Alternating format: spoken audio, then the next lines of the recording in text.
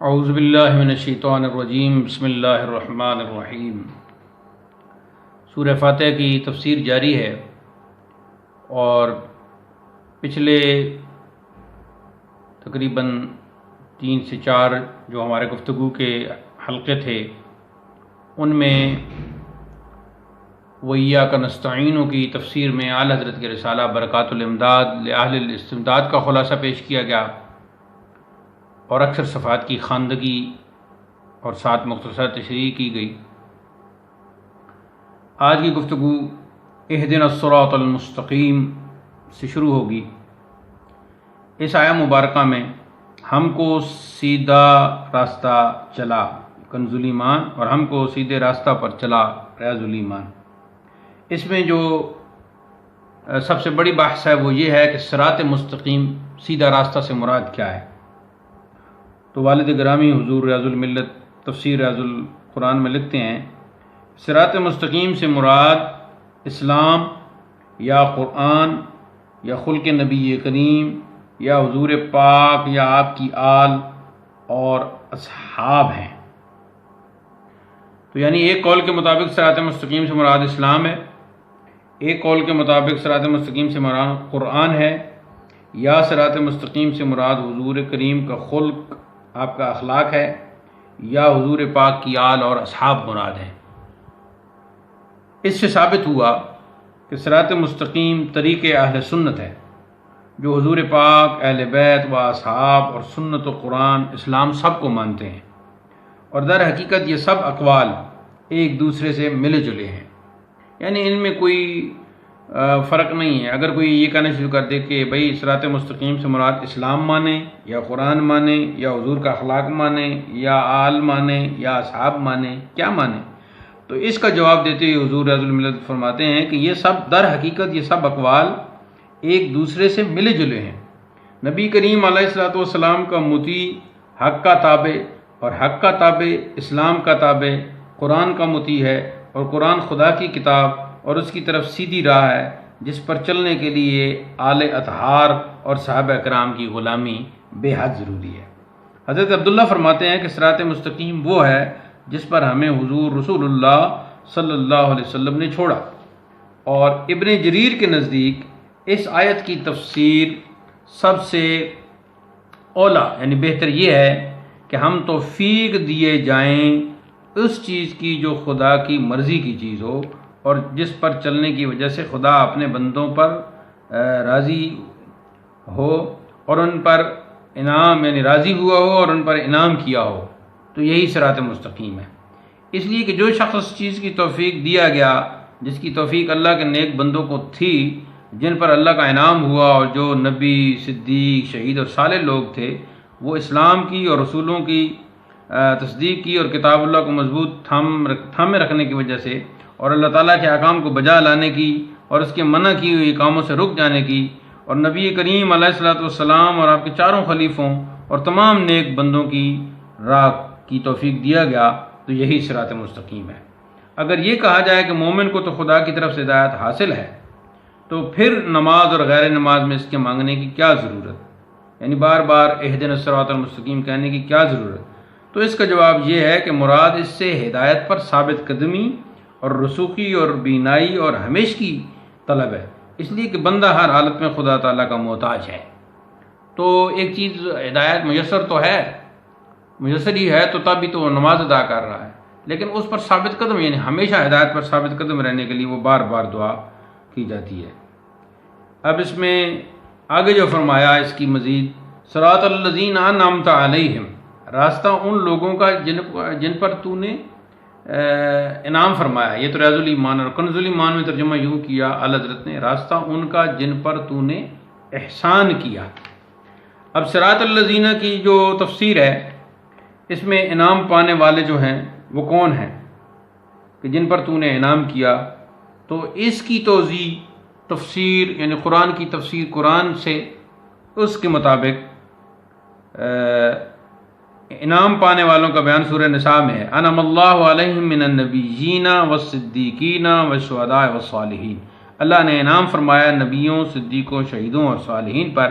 تو یہ صراحتاً موجود ہے، جس سے یہ ظاہر ہے کہ سیدھا راستہ صرف مذہب اہل سنت ہے، اس لیے کہ اس عظیم جماعت نے صحابہ کرام کو بدل و جان اپنا مقتدا، اہل بیت اطہار کو پیشوا اور اولیاء کرام کو رہنما تسلیم کیا ہے۔ نیز اولیاء کرام ابتدا سے آج تک اس پاکیزہ جماعت میں موجود ہیں۔ اللہ کریم نے اہل انعام کے 4 گروہ بیان فرما کر ان کی بہترین ساتھی اور اچھے رفیق ہونے کا مجدہ سنایا ہے، تاکہ اہل اسلام ان کی رفاقت اپنے مولا کریم سے نہایت مستعدی کے ساتھ مانگتے رہیں اور نماز کی کسی رکعت میں بھی انہیں نہ بھولیں۔ اب جب سیدھی راہ کا سوال کیا گیا کہ اہدنا الصراط المستقیم صراط الذین انعمت علیہم، تو اس کے بعد ہے غیر المغضوب علیہم ولا الضالین، نہ ان کا جن پر غضب ہوا اور نہ گمراہوں کا۔ تو پہلے ذکر تھا انعام والوں کا اور ان کی جو ہے وہ ہدایت مانگی جا رہی تھی اور ان کا راستہ مانگا جا رہا تھا۔ اب اس کے بعد فوراً بعد ان سے دوری اور پناہ مانگی جا رہی ہے جو اللہ کے مغضوب بندے ہیں، جن پر غضب ہوا ہے، اور جو ضالین یعنی گمراہ ہیں۔ تو اس تعلق کو واضح کرتے ہوئے حضور رضی اللہ عنہ لکھتے ہیں کہ گزشتہ آیت میں اہل انعام کا بیان تھا اور ان کی سیدھی راہ کا سوال، اب ان کے بالمقابل گمراہوں کا ذکر ہو رہا ہے اور ساتھ ہی گمراہی سے بچنے کا سوال بھی۔ مفسرین کرام کا ارشاد گرامی ہے کہ مغضوب علیہم سے مراد یہودی ہیں اور ضالین سے مراد نصارہ یعنی عیسائی ہیں۔ ان کے بعد قیامت تک گمراہ ہونے والے لوگوں کو بھی العبرۃ للعموم کے پیش نظر آیت کا مضمون شامل ہے۔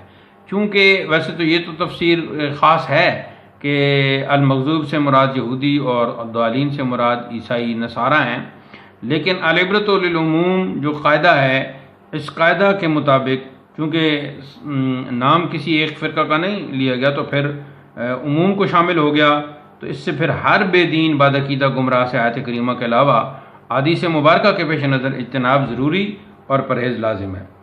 اب اس صورت کی ابتدا میں اللہ تعالیٰ کی حمد و ثنا کا بیان ہے اور اخیر میں اس کے غضب سے پناہ کا، جس سے معلوم ہوا کہ اللہ کریم کی حمد و ثنا خوش بختی کی اصل ہے اور بدعقیدگی اور بدعملی بدبختی کی جڑ۔ اللہ کریم اہل اسلام کو ہر بدعقیدگی اور ہر بدعملی سے محفوظ فرمائے۔ بدعملی تو خیر وہ ہر وقت اچھے عمل کی دعا کرنی چاہیے اور وہ ہے، لیکن یہ جو بدعقیدگی ہے یہ بہت ہی سخت چیز ہے کہ اگر کوئی شخص بدعقیدہ ہو گیا تو پھر اس کی کوئی نماز، کوئی سجدہ، کوئی رکوع، کوئی قیام، کوئی تلاوت، کوئی عبادت کسی بھی صورت میں قابل قبول نہیں ہے۔ اب اس میں حضرت نے ضاد کے حرف ضاد کے متعلق آگے مباحث چھڑے ہیں جو علم تجوید سے تعلق رکھتے ہیں۔ اس میں صرف اتنی میں بات عرض کر دیتا ہوں کہ اس کو ضا، جس کو ہم عموماً زوئے بولتے ہیں اردو میں، اس شکل میں یا ذال کی شکل میں یا زا کی شکل میں اس حرف کو پڑھنا یہ بالکل غلط ہے۔ اس حرف کی صحیح ادائیگی کے لیے، ضاد کی صحیح حرف ادائیگی کے لیے عرب قاری جو ہیں ان کی تلاوت سننی چاہیے اور کثرت سے سننے کے بعد اس حرف کے مخرج اور اس کی صفات کو سمجھنا چاہیے۔ نیز کسی مستند قاری صاحب کے پاس بیٹھ کر حرف ضاد کے مخرج اور اس کی صفات اور اس کی ادائیگی کا طریقہ سمجھنا چاہیے۔ اب جب سورہ فاتحہ ختم ہوتی ہے تو اس کے بعد آمین کہا جاتا ہے۔ تو آمین کے بارے میں یہاں ایک بحث تو یہ ہے کہ یہ آمین کیسے کہی جائے، تو اس میں عموماً دو اس کے انداز ہیں۔ ایک انداز یہ ہے کہ اس کو اونچی آواز سے آمین، اس کو اونچی آواز سے پڑھا جائے، اور دوسری یہ ہے کہ اونچی آواز سے نہ پڑھا جائے، صرف اس کو لمبا کر کے کھینچ کے ذرا آمین دل میں ہی پڑھا جائے۔ تو اس حوالے سے حضرت لکھتے ہیں کہ آمین کا معنی ہے ایسا ہی کر یا قبول فرما، گویا یہ ایک اس میں فعل سمجھ لیں کہ اس میں فعل کا معنی ہے، جیسے کہ فعل امر ہوتا ہے۔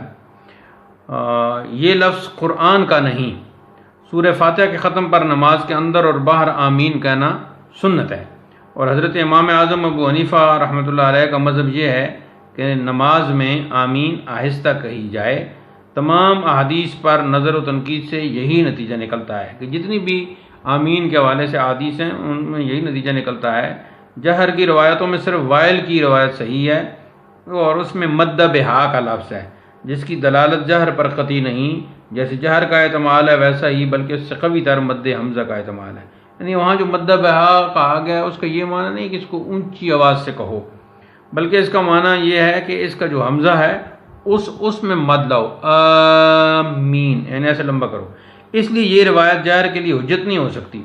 اب کچھ جو حضرات اپنے آپ کو اہل حدیث کرواتے ہیں وہ اونچی آواز سے آمین پڑھتے ہیں، تو ان کا یہاں جواب دیا جا رہا ہے. دوسری روایتیں جن میں جہر اور رفع کے الفاظ ہیں ان کی اسناد میں کلام ہے، وہ تو روایتیں درست ہی نہیں.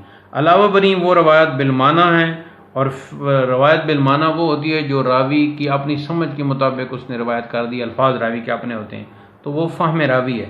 تو فہم راوی حدیث نہیں. یہ حضرت نے قانون بیان کیا کہ حدیث تو وہ ہے جو آپ صلی اللہ علیہ وسلم کا فرمان ہے، جو فہم راوی ہے اور راوی نے اپنے فہم کے مطابق جو الفاظ نقل کیے وہ حدیث نہیں. لہذا آمین آہستہ ہی پڑھنا صحیح تر ہے. یہ تفسیر خزائن العرفان کے حوالے سے لکھا. نیز چونکہ آمین دعا ہے اور دعا کے لیے ارشاد ہے ادعوا ربکم تضرعا وخفیہ، لہذا اس کا خفیہ پڑھنا ہی اولا ہوگا. تو الحمدللہ رب العالمین کی سورہ فاتحہ کی تفسیر مکمل ہو گئی، اور اسماء مبارکہ اس کے کچھ پہلے حضرت نے لکھے ہیں، اس میں سورہ فاتحہ ہے، شفا ہے، اور اس میں آخر میں بھی کچھ اس حوالے سے آپ نے نقل فرمایا. تو اللہ تعالی ہمیں قرآن پاک پڑھنے، سمجھنے اور اس پر عمل پیرا ہونے کی توفیق عطا فرمائے. اب اگلے حلقہ میں انشاءاللہ گفتگو کا آغاز سورہ بقرہ سے ہوگا.